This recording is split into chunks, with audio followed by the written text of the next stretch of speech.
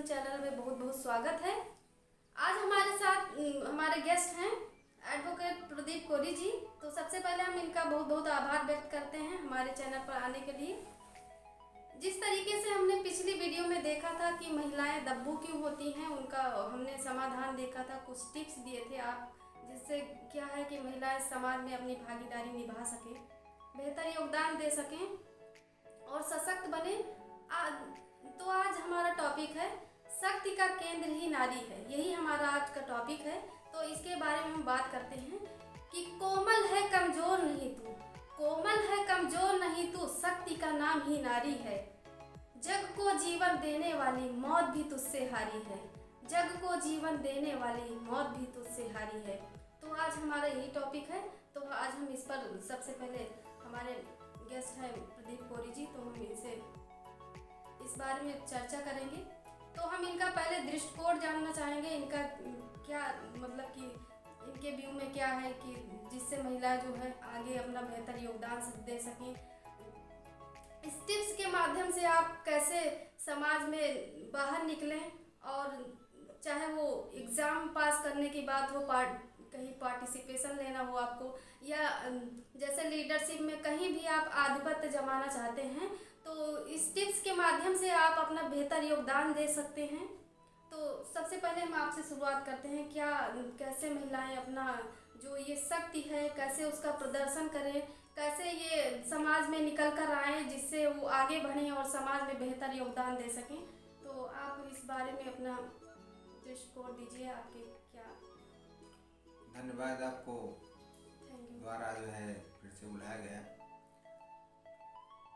आज पिछली बार भी कई लोगों ने सवाल किया था और ईमेल आई थी कि आपने एक अच्छा टॉपिक तैयार किया है और इससे मोटिवेशनल मिल रहा है, और हम अपने सभी दर्शकों से चाहते हैं, सभी फैंस से चाहते हैं कि आपके फैंस कमेंट जरूर करें और सवाल ज़रूर पूछें। जितना अच्छा सवाल पूछेंगे उतना ज़्यादा आगे आने वाली वीडियो और उनके सवालों का जवाब इससे ज़्यादा हम मोटिवेट होंगे और आपको अच्छी अच्छी वीडियो दे सकेंगे, जिससे आप जो है और मोटिवेट आप भी हों और आप आगे निकल कर आएँ समाज में और महिलाओं को जागरूक करें, और आप भी जागरूक हों और समाज में आप निकल कर आएँ, बेहतर योगदान दें, आप अपना परीक्षा पास करें, आप लीडरशिप में आएँ, समाज में आएँ, अपने तरह तरह के क्षेत्र में आप बेहतर योगदान दे सकें।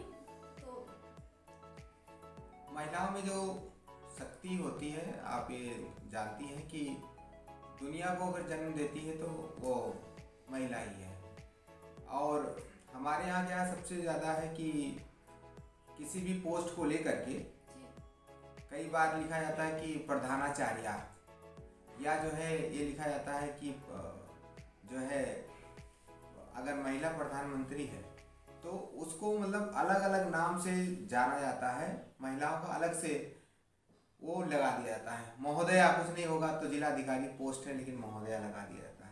वैसे आपको बताएं, पोस्ट जो होती है वो महिला और पुरुष नहीं होता है, सब जो है एनिमल है, सबकी पोस्ट बराबर, सारे एनिमल है। एनिमल एक अजीब सा लग रहा होगा, एनिमल मीन्स जानवर होता है, लेकिन एनिमल सब जीव हैं, हम भी एक जीव हैं। महिला पुरुष में कोई अंतर नहीं है। जो पोस्ट है वो कोई उसमें भेदभाव नहीं किया जाता, इसलिए इंग्लिश में हमेशा प्रिंसिपल को प्रिंसिपल ही लिखा जाएगा, और जो है प्राइम मिनिस्टर को प्राइम मिनिस्टर ही लिखा जाएगा, चीफ मिनिस्टर को चीफ मिनिस्टर लिखा जाएगा। इस तरीके से हमको एक प्रकार से महिलाओं के लिए अमर्यादित भाषा का प्रयोग जब ये किया जाता है प्रधानाचार्य लिखा जाता है। इस पर वो महिलाओं का खुद विरोध होना चाहिए। महिलाओं के बारे में ज़्यादातर देखा गया है कि महिला कभी भी कोई भी ऐसा रूढ़वादिता का काम चल रहा है उनके विकास के प्रति नहीं, बल्कि उनकी अवनति के खिलाफ कोई कार्यक्रम चल रहा है और उसको बहुत जल्दी अपना लेती हैं। जैसे आपने देखा होगा कि पहले मंदिर मस्जिद सबसे ज़्यादा महिलाएं यही लगभग महिलाओं के द्वारा ही ये चलता है पूरा। मंदिर मस्जिद कहेंगे तो उसका लोग कहेंगे कि ये लोग जो है आध्यात्मिक बात कर रहे हैं। ज़्यादातर हम लोग ये बात करते हैं कि आपने देखा होगा सती प्रथा। जो सती प्रथा था वो कौन लोग, महिला खुद ही जाती थी अपने पति के मर जाने के बाद में, वो खुद वो जा करके उसकी चिता पर बैठ जाती थी। तो इसका किसी ने विरोध नहीं किया, किसी महिला ने विरोध नहीं किया। किसने किया इसका विरोध? राजा राम मोहन। तो राजा राम मोहन राय क्या थे? एक पुरुष थे। मतलब हमेशा महिला, अगर जिस दिन अगर ये इसका विरोध किसको करना चाहिए था? महिला को करना चाहिए था, लेकिन विरोध कौन कराया? वो पुरुष का। आज हम लोग इस पर डिबेट कर रहे हैं कि नारी को कैसे शक्तिवान होना चाहिए। तो ये महिलाओं में खुद से अपने आप एक्टिव होना चाहिए कि जहाँ भी उनको ये लगे कि यह कानून, ये सभ्यता, ये जो आदत है, ये संस्कृति है, हमारे खिलाफ है, तो उसके खिलाफ वो जंग उनको लड़ना चाहिए और कहना चाहिए नहीं भाई, ये मेरी विकास के प्रति ठीक नहीं है और हम इसका विरोध करते हैं। ये विरोध की क्षमता जिस दिन आ जाएगी महिलाओं में, उस दिन महिला का विकास हो जाएगा। ज़्यादातर देखा गया है कि एक चीज़ ये देखा गया है कि महिला क्या है, महिला कभी इतना शांत रहती है, कभी पुरुष की अपेक्षा देखिए तो महिलाएं को बहुत ही कम 0.5% होगा जो अपराध में संलिप्त होती है। ये क्या कम बड़ी बात है? पुरुष अगर है तो वो अपराधित कर रहा है, लेकिन महिला कहीं भी अपराध नहीं करती हैं। जब भी आप सुनने को मिलता होगा तो एक मिलता होगा कि पुरुष ने, मेल ने किसी फीमेल का बलात्कार किया है, लेकिन कभी महिला किसी पुरुष का बलात्कार नहीं करती है। ये है महिलाओं की शक्ति है कि वो जबरदस्ती किसी पर काबिज नहीं होती है, किसी के अधिकार क्षेत्र को नहीं लेती है। अगर जिस दिन ये महिला अपनी शक्ति के रूप में इसको अपना लेगी, उस दिन महिलाओं को कोई जो है छेड़ नहीं सकता है। अगर हम अपने बच्चे को, कभी आपने ये भी देखा होगा कि अभी आपको कहा जाए कि कभी कभी आपके घर वालों ने प्रयोग किया होगा, कभी रिश्तेदारों ने प्रयोग होगा, बेटी जगह आपको कहा बेटा जरा इधर आओ, तो आपको बुरा नहीं लगा होगा, हमेशा अच्छा लगा होगा कि यार मुझे बेटी की जगह बेटा कह दिया। लेकिन किसी बेटे के को कभी बेटी करके बुला लो, कैसे लगेगा? वो एक्सेप्ट नहीं कर सकता है। ये एक्सेप्शन का जो पावर है ना, वो केवल महिलाओं में हो सकता है, किसी दूसरे में नहीं हो सकता है। वो दोनों है, ये करके दिखाती है, उसको बुरा आप अपने भाई को कभी बेटी करके बुलाकर देखना, अपने किसी को भी कोई बुलाकर देखे बेटा को कि जरा बेटी इधर आ जाओ, तो लड़ जाएगा। लेकिन क्या बेटियां लड़ती हैं जब उनको कहा जाता है कि बेटा इधर आओ? तो वो उनके अंदर दोनों गुण होता है, इसलिए कभी वो लड़ने का काम नहीं करती है। दूसरा अगर हम देखें तो इनके अंदर जो है, जब हमारी आबादी जो है, वो ये कहा जाता है कि जो जनरेशन है वो पुरुषों का, लड़कों का जो जनरेशन है वो ज़्यादा है। 100% देखा जाता है तो 115 लड़के पैदा होते हैं और 100 जो है लड़कियां पैदा होती हैं। लेकिन जैसे जैसे उम्र बढ़ती है, धीरे धीरे 18-20 साल तक पहुँचते हैं, जैसे जैसे वो जो 15 से ज़्यादा लड़के वो ख़त्म हो जाते हैं। क्यों ख़त्म हो जाते हैं? क्योंकि उनके अंदर जो रोग से लड़ने की क्षमता होती है वो कम होती है। बेटियों को रोग से लड़ने की क्षमता ज़्यादा होती है, ये उनकी पावर है, ये उनकी शक्ति है। मतलब प्रकृति भी उनके साथ है, लेकिन जो स्थिति है हमारे समाज में, महिला ही महिला का दुश्मन हो जाती है।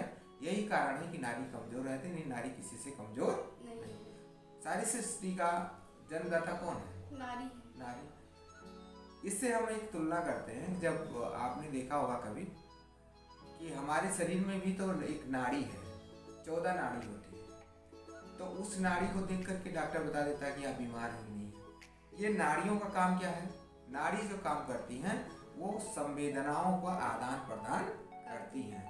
ये किसी पदार्थ का आपके शरीर को यहाँ से दूसरे सिरे तक ले जाने का काम करती हैं। तो जो संविधान, जो ये हमारा सूचनाओं का आदान प्रदान है, वो किससे होता है? नाड़ी से होता है। तो ऐसे ही देश दुनिया में जो नारी है वो भी सूचनाओं का आदान प्रदान करती है। अगर नारी ना हो तो दुनिया जो है वो दुनिया एक प्रकार से रहेगी ही नहीं। और फिर भी नारी अपने को कमजोर समझती है। ये सबसे बड़ा एक सवाल बना रहता है। ये इतनी बड़ी पावर है कि जब एक बच्चा जन्म देती है कोई नारी, तो वो एक दर्द नापने का एक पैमाना है, डेल। कौन सा? डेल। वो उसको नापा गया तो 57, एक जब प्रेगनेंसी में बच्चा पैदा होता है तो 57 के ऊपर पेन होता है महिलाओं को, लेकिन पुरुष को 45 मतलब 45 डेल तक जाने में मौत हो जाती है। इतनी शक्ति है दर्द को सहने की। और और इसीलिए जब भी ये जाती है तो कई कई जगह रिश्ता बदल जाता है और जो है अपने अपने और ये जो 57 जो ये बताया प्रदीप कोरी जी ने, इसमें लगभग 22 हड्डियां टूटने जितना दर्द होता है, इतना भयानक दर्द होता है। तो इतनी सहने की क्षमता है नारी में, फिर भी कमजोर समझती है नारी, यही एक सवाल है आपके सामने। तो आपने देखा कि मतलब इतनी पावर है, अगर इतना पावर है तो हम फिर कमजोर कैसे? वो हम सामाजिक रूप से नहीं निकलते हैं। इसको हमें डिबेट करना चाहिए। महिलाएं जिस दिन डिबेट करना शुरू कर देंगी, महिलाएं जिस दिन क्वेश्चन करना शुरू कर देंगी, तर्क करना शुरू कर देंगी, उस दिन जो है महिला आगे हो जाएगी। और इसको हमेशा बढ़ाने, शिक्षा के लिए कौन आगे आया? पुरुष आया। महिलाओं का अधिकार लाने के लिए डॉक्टर अम्बेडकर ने काम किया कि महिलाओं को पुरुष के बराबर अधिकार मिले। तो कोई महिला नहीं लड़ रही है। अगर काश महिला इसको अगवा लेती कि जहाँ जहाँ पर अन्याय हो रहा है, जहाँ जहाँ उनको पुरुषों के बराबर समानता नहीं मिल रही है, वहाँ पर हमको समानता मिले। जीरो देखा है आपने ना? शून्य। शून्य का एक बहुत बड़ा मतलब ये भी होता है, वो हर जगह पर समान होता है। हर जगह हमको उसी तरीके से काम करना चाहिए, समाज को भी उसी तरीके काम करना चाहिए जिस तरीके शून्य है। हर जगह स्पेस मतलब सबको उतने बराबर अधिकार। शून्य से लोग शून्य को गलत समझते हैं, लेकिन हम ये कहते हैं कि शून्य एक ऐसी चीज है जो बराबर हर जगह, उसका जो वृत्ताकार होता है, जो परिधि होती है बराबर हर जगह जहाँ नापेंगे वो बराबर, वो एक समानता का प्रतीक के रूप में भी हम शून्य को दे सकते हैं।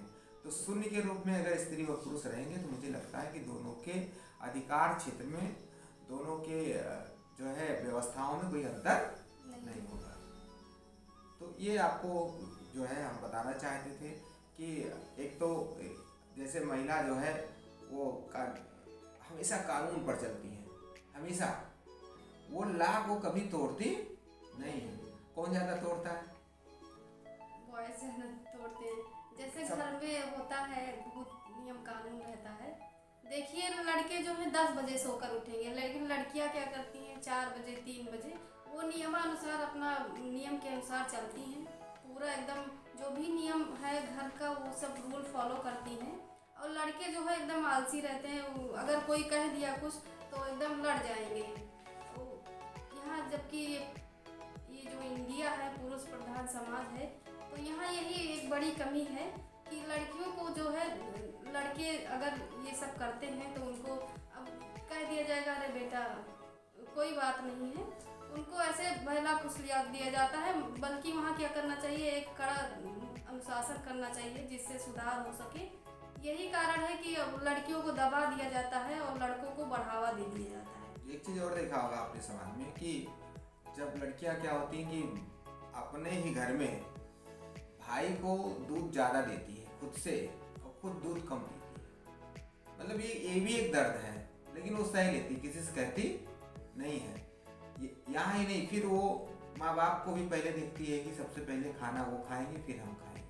जब वो अपने ससुराल जाती है तो वहाँ भी ये देखती है कि अपने हस्बैंड को, सब लोग खाना खा लेंगे तो जो बचा खुचा रहेगा वो खाएगी, बचा खुचा रहेगा अपने, और वो अपने हस्बैंड को खुश रखती है वहाँ पर। मतलब वहाँ अपने मायके में भाई, माँ बाप, चाचा चाची, दादी नानी, इनको खुश रखती है। ससुराल जाती है तो वहाँ मतलब सबको तो खुश रखती है, लेकिन कभी किसी ने किसी महिला से, किसी जो है वोमेन से पूछने की जरूरत नहीं समझी कि आप खुश हैं, उसको कैसे खुश रखा जाए। हमारा प्रोग्राम इस तरीके से इस देश में ये व्यवस्था देता है कि आपको महिलाओं, आधी आबादी को हम कैसे खुश रखें। ये हमारे पुरुषों का भी काम है और ज़्यादा इसको खुश रखने के लिए हमारी महिलाओं को आगे आना होगा कि तभी इस समाज में पुरुष और महिला दोनों समान रूप से रह सकते हैं। जी, तो ये हमारा आज का टॉपिक है जिसमें तू ढाल बन तलवार बन, तू श्रृंगार कर संहार कर, तू नारी है नारायणी है,